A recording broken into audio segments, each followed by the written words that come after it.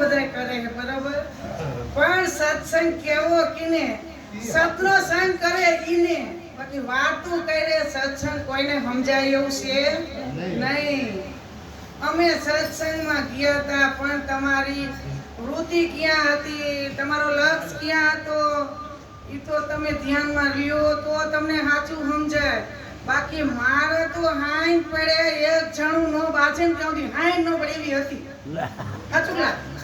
અને આ મને ગુરુ મહારાજ થી મને એટલો બધી શાંતિ છે ને, ધન્યવાદ દેવા મારા ગુરુ મહારાજ ને કે નકર ગંગા સતીના ભજન સાંભળ્યા, મીરાબાઈ ના સાંભળ્યા, પણ આપણને અટતું જ નહોતું કઈ, અટેવું હતું નહીં. કેમ કે આપણે બે ફળ હતા, આપણા જેવું કોઈ દુનિયા મેળ નહીં, નકરો એટલો બધો હતો. પણ ગુરુ મહારાજની દયાથી આપણને એવું સમજાણું છે કે આપણે કઈ લઈને આવ્યા નથી, કઈ લઈ જવાનું નથી ને આપણે કઈ સીધ નહીં. જે અંદર બેઠો ઈ બધું બોલવા વાળો, ઈ કરવા વાળો, ઈ સમજવા વાળો ઈ.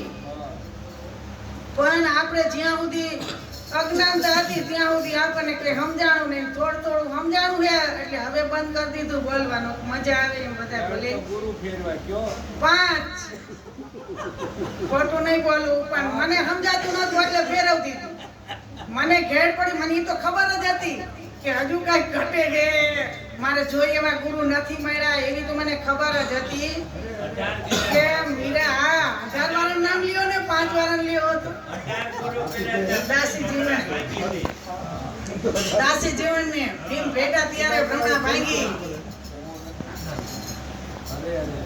પણ મીરાબાઈ એવું કહેતા કે જ્યાં સુધી તમારા આત્માની ઓળખાણ ન થાય ત્યાં સુધી તમારે 84 લખીઓની ફરવી પડે.